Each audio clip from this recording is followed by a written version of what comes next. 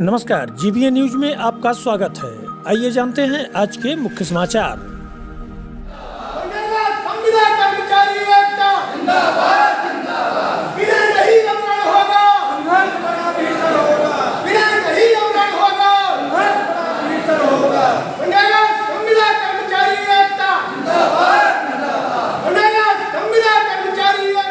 साथियों नमस्कार, हम मौजूद हैं इसमें मांडा ब्लॉक परिसर में।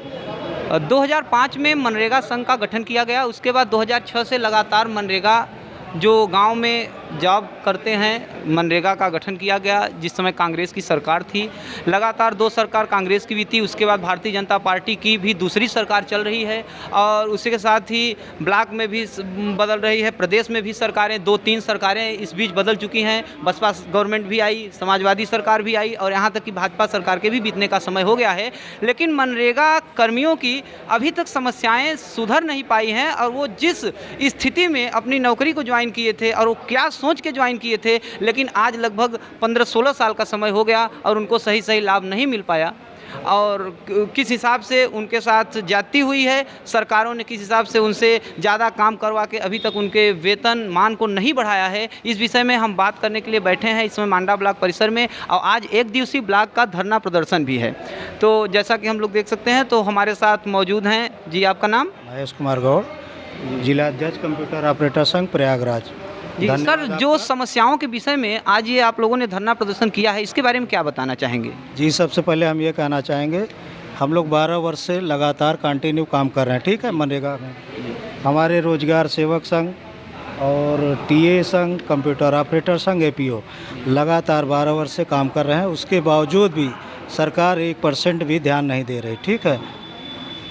मेन मुद्दा जो उठाया जा रहा है हम लोगों का जेम पोर्टल से निजीकरण न हो।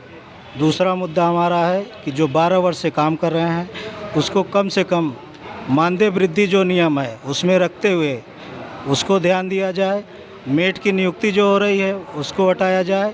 इसी के संबंध में हम लोगों ने 1 दिन का अनशन रखा है। 19 तारीख को क्या है जनपद स्तर पर, ठीक, और 26 को प्रदेश स्तर पर। यही हम लोगों का जी। तो इसके तहत आप लोग ये अनशन करके प्रदेश सरकार से क्या क्या मांग करना चाहते हैं, क्या सुविधाएं मिलनी चाहिए? जी, आपका नाम?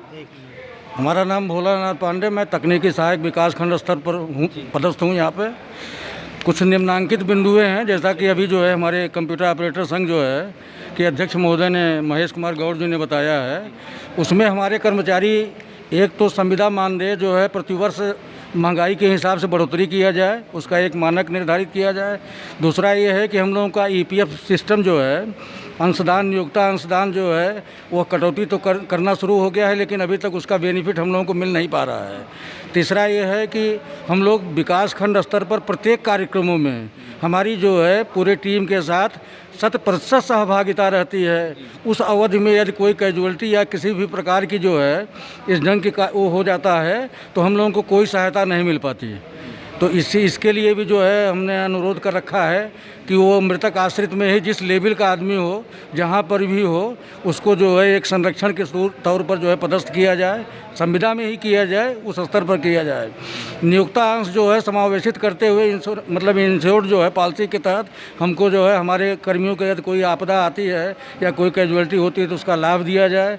तीसरी चीज़ ये है कि जब हम 12 साल से अनवरत काम कर रहे हैं तो अमूमन जो है डिपार्टमेंट में ये होता है कि इनको संविलियन पद के जो है स्वीकृति के अगेंस्ट जो है उनको जो है पदस्थ किया जाए, संविलियन किया जाए। लेकिन हम लोगों को अब प्राइवेटाइजेशन जेम पोर्टल के थ्रू क्यों किया जा रहा है, यह भी एक विचारणीय प्रश्न है।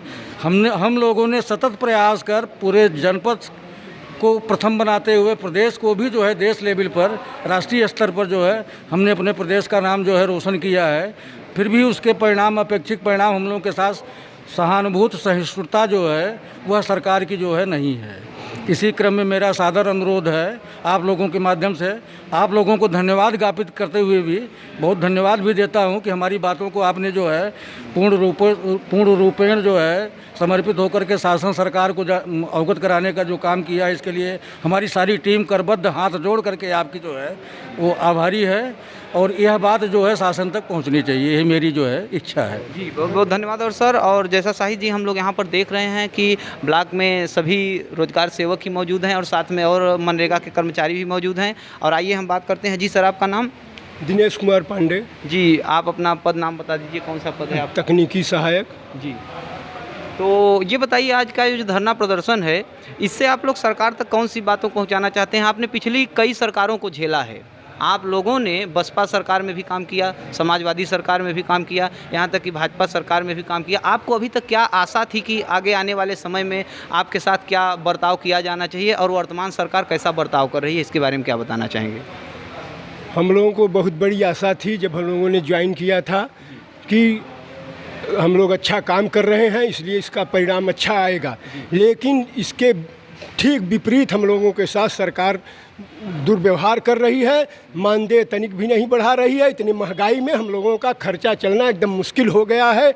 हम लोग कैसे कैसे अपना जीवन यापन कर रहे हैं, न बच्चों को अच्छी शिक्षा दे पा रहे हैं, न बूढ़े माँ बाप की दवाई करवा पा रहे हैं, न हम लोग बच्चों की शादी विवाह नहीं कर पा रहे हैं। सारी समस्याएं हम लोगों के सामने हैं और सरकार हम लोगों से केवल काम कर रही है। जब भी कोई राष्ट्रीय कार्यक्रम होता है हम लोगों को लगा दिया जाता है, चाहे वह चुनाव हो, चाहे वृक्षारोपण का कार्यक्रम हो, चाहे जो भी हो, हर स्तर पर हम लोग कंधे से कंधा मिला करके पूरे तन्मयता के साथ ग्रामीण विकास का काम करते हैं। लेकिन सरकार हम लोगों के मानदेय में कोई भी बढ़ोतरी नहीं कर रही है, यही शिकायत है सरकार से। जी, इन्हीं समस्याओं जो को मानदेय के बारे में बता रहे जी, जैसा कि हम लोग यहाँ देख रहे हैं, मांडा ब्लॉक स्तर पे मौजूद हैं और यहाँ पर कर्मचारियों का अनशन जारी है। लगातार जारी रखते हुए कर्मचारियों ने अपनी मांगों को रखा है, प्रदेश सरकार तक अपनी आवाज़ को पहुँचाना चाह रहे हैं। और इसमें हम लोग ये समझ पा रहे हैं कि अगर वास्तव में इसी प्रकार की समस्याएं रही संविदा कर्मियों के साथ, निश्चित रूप से भ्रष्टाचारी होना लाजमी है। और इन्हीं सब की वजह से आज गाँव में, प्रदेश में, देश में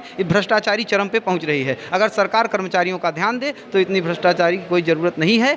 जीबीए न्यूज़ के माध्यम से अमन मिश्रा, धन्यवाद। जीबीए न्यूज़ से जुड़े रहने के लिए चैनल को सब्सक्राइब करें और बेल आइकन को दबाना न भूलें, जिससे हर न्यूज़ आप तक आसानी से पहुंच सके। जीबीए न्यूज़, सच के साथ। धन्यवाद।